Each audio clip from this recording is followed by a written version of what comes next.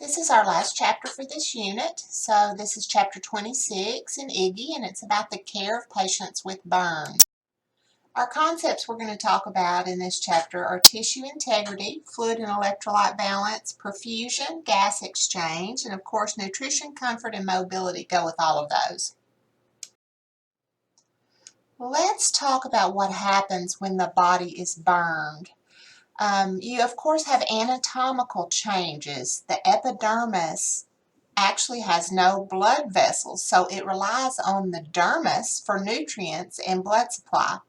So as long as the dermis is intact, healing can occur and skin can regrow, even if it's even just if part of the dermis is intact.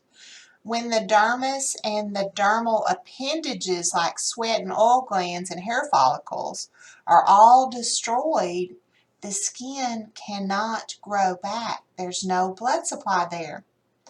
If the subcutaneous layer is burned as well, you'll have bones, tendons, and muscles that will just be exposed. So, function. Think about what the skin does. With burns, there's no protection against injury or microbial invasion.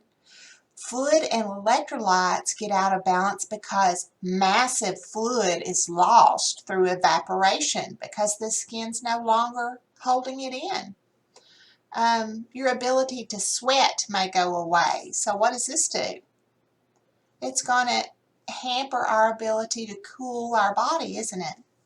So pain, pressure, temperature, and touch are all triggered on the skin, so all of these senses may be affected. All burns hurt. Partial thickness burns hurt the worst because nerve endings are exposed, which increases sensitivity and pain. With full thickness burns, the nerve endings are destroyed, so you would think it wouldn't hurt at all. However, the edges are partial thickness and they'll hurt, and the patient will often have dull or pressure type pain.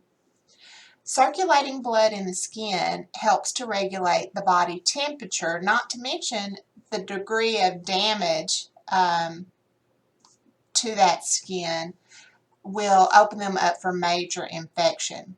And on top of that, you've got the degree of damage to the psyche, because a lot of your physical identity of the person comes from the appearance of the skin.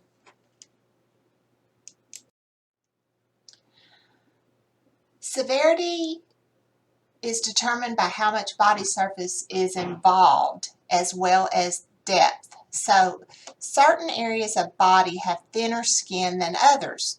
For instance, your eyelids, your ears, your nose, the genitals, the tops of the hands and feet, the fingers and toes. So short exposure to high temperatures can cause deep burns in these areas. Older people have thinner skin, so they're at a higher risk for greater burn severity. Can you see that? So areas of thinner skin, and then of course older people who already have thinner skin are at higher risk for greater burn severity. Superficial thickness burns. This is the least damage because the epidermal layer is the only part of the skin that's injured.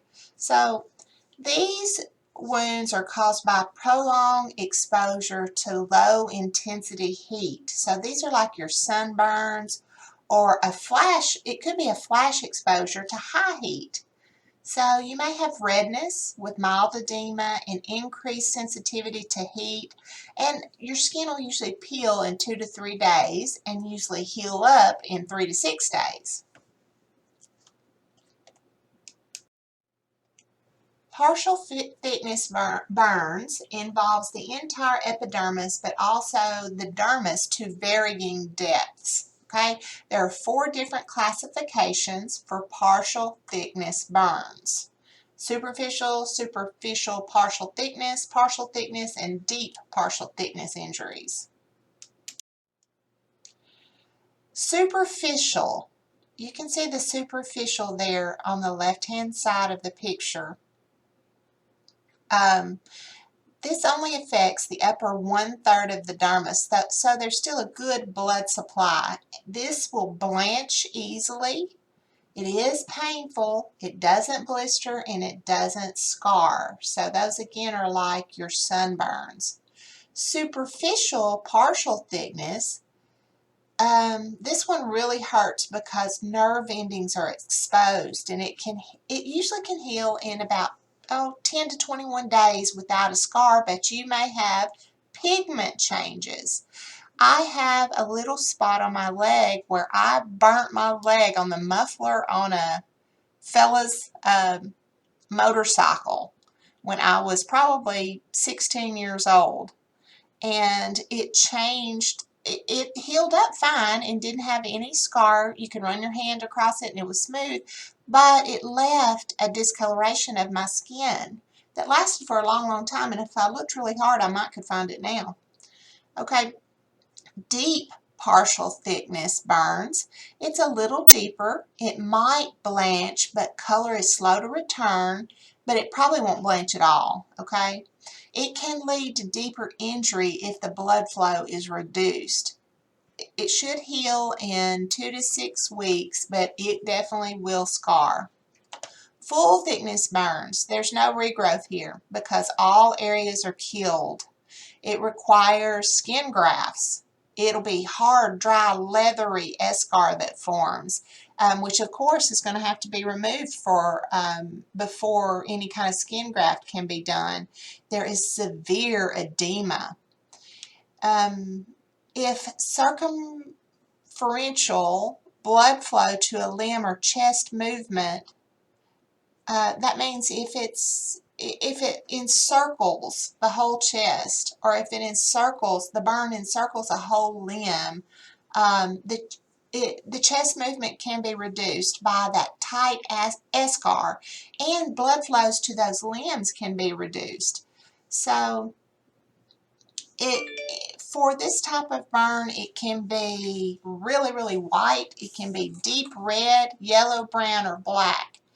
And the nerve endings are destroyed here. But like I said earlier, even though the nerve endings are destroyed and it may not hurt as bad, towards the edge of that burn, you're going to have, some really painful burns that are not quite as deep. And this may take weeks or months to recover. So my dad was burned really bad when I was younger. He fell into a tank of caustic acid and I think it was 275-degree water. He was taken to the burn unit to Parkland Burn Unit in Dallas. And he was actually there for 3 months, and that was just the beginning of his healing. He had really terrible burns, okay? Deep, full thickness burns that your muscle, your bone, and your tendons are damaged. The wound is going to be blackened and depressed, and sensation is completely absent. And in those cases, you're going to have amputation that goes on. And that's your final picture there. And there's not much you can do with that 4th degree burn there. All right, here's an example of superficial partial thickness burns. Here's an example of deep partial thickness burns. See the hand there? This is a full thickness burn. There's destruction of the entire epidermis and the dermis, and that skin's not going to regrow in those areas that look so bad. This is a deep, full thickness burn. This person's probably going to lose their arm. Okay, so we're going to have a unit on burns again in the last semester. So this is all we're going to cover about burns today. Look on your slideshow for any questions that may come up next. And of course, as always, make sure that you're printing out your test prep and making sure that you're answering all those questions as you go along in your videos, in your reading, or any assignments that you have.